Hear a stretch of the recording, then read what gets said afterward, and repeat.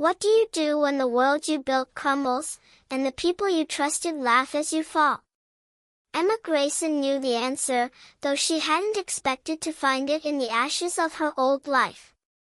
At 32, she'd been the rising star at Pinnacle Analytics, a sleek data firm in Chicago's glittering downtown. Her colleagues called her the numbers whisperer for her knack at uncovering patterns in chaos. But one Tuesday morning, in a sterile boardroom, her boss, Richard, delivered the blow. "We're letting you go, Emma. It's just business." The room erupted in snickers from her team, people she'd mentored, shared late-night pizzas with, and trusted. Their laughter echoed as she packed her desk, her cheeks burning with shame. Emma had always believed in the system. She'd spent years crunching data for Pinnacle, turning raw numbers into gold for their clients, big corporations, shady hedge funds, even politicians. She never asked questions, she just delivered. But as she walked out that day, clutching her cardboard box, something shifted. The laughter wasn't just cruel, it felt orchestrated, like they were hiding something. Why had Richard avoided her eyes? Why had her access to the company's servers been cut off weeks before? For days, Emma spiraled. She sat in her cramped apartment, staring at unpaid bills, replaying the humiliation. Jobless, she felt like a ghost in her own life. But late one night, scrolling through old work files she'd backed up on a personal drive, she found something odd, a folder labeled Project Eclipse. It wasn't part of her usual assignments. Curiosity gnawed at her. She opened it and found encrypted datasets, names, and transactions that didn't add up. Her pulse quickened. These weren't client reports, they were records of money laundering, funneled through Pinnacle's systems to offshore accounts. Emma's first instinct was to run. This was dangerous. But then she remembered their laughter, the smug faces of her colleagues, and Richard's cold dismissal. She wasn't just fired, she'd been scapegoated. They'd known she was close to uncovering something. Anger replaced fear. She wasn't going to let them win. She started digging. Nights blurred into days as she decrypted files, cross-referenced names, and traced transactions. Project Eclipse was a front, a massive scheme involving Pinnacle's top brass and a network of clients. They were siphoning millions, hiding it behind fake data trails. Emma's old reports, the ones she'd been so proud of, were part of the cover-up. She'd been a pawn. Then came the twist. While combing through the data, Emma found an email chain buried in the metadata. It wasn't from Richard or any of the usual suspects, it was from Sarah, her quiet intern from last summer. Sarah, who'd barely spoken in meetings, had been feeding information to an outside contact.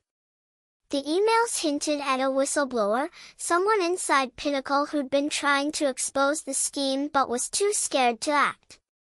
Sarah had left the company abruptly, and Emma remembered the rumors. She'd been unstable, they said. Now, Emma wasn't so sure. She tracked Sarah down to a small coffee shop where she worked as a barista, far from the corporate world. Sarah's eyes widened when Emma approached. "I didn't think anyone would find those files," she whispered, glancing nervously at the door. Over coffee, Sarah confessed. She'd stumbled onto Project Eclipse by accident while debugging a server. When she tried to ask questions, Richard threatened her.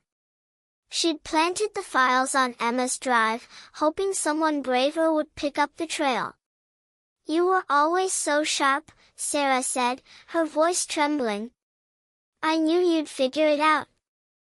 Emma felt a pang of guilt. She'd barely noticed Sarah back then, too caught up in her own ambition. But now, this timid girl had changed everything. Together, they pieced together the final threads of the scheme. Sarah had one last bombshell, a contact at the FBI, someone she'd reached out to anonymously but never followed through with. Emma took the leap. She called the agent, a no-nonsense woman named Carter, and handed over everything: files, emails, even her own notes. The waiting was agony. Emma barely slept, expecting a knock from Pinnacle's lawyers or worse. But she kept going, driven by the memory of those laughs and the hope of justice. Sarah, too, found courage, helping Emma organize the evidence. They became an unlikely team, bonded by their shared betrayal. Then, one crisp October morning, it happened. Emma watched from a diner across the street as FBI agents stormed Pinnacle's glass tower. Employees spilled onto the sidewalk, faces pale, some in handcuffs. Richard was led out, his tailored suit rumpled, his arrogance gone. Emma's former colleagues, the ones who'd laughed, stood frozen, their smugness replaced by fear. Word spread fast: Pinnacle was done, its executives facing charges for fraud, money laundering, and conspiracy. Emma didn't gloat. She felt no joy watching her old world collapse. Instead, she felt a quiet resolve. She'd lost her job, her reputation, her trust in people, but she'd gained something deeper. She'd found her own strength, and in Sarah, a reminder that even the smallest voices could spark change. The FBI agent, Carter, called her later. "You did good, Grayson. Ever think about consulting for us?" Emma laughed softly, the first real laugh in months. She wasn't ready to decide her future, but she knew one thing: she'd never be a pawn again. In the weeks that followed, Emma and Sarah stayed in touch. Sarah went back to school, inspired to study law.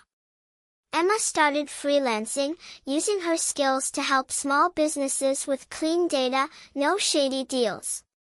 She didn't need Pinnacle's validation anymore. The world had laughed when she fell, but she'd risen on her own terms, proving that truth, even when buried, could break through. The story of Pinnacle's fall became a headline, a cautionary tale of greed and betrayal. But for Emma, it was more than that. It was a lesson in resilience, in listening to the quiet voices, and in fighting for what's right, even when the odds seem impossible. She kept that tattered notebook from her digging days, a reminder of the fire she'd found within herself. And somewhere, in the back of her mind, she hoped her old colleagues remembered her not as the woman they laughed at, but as the one who brought their house of cards crashing down.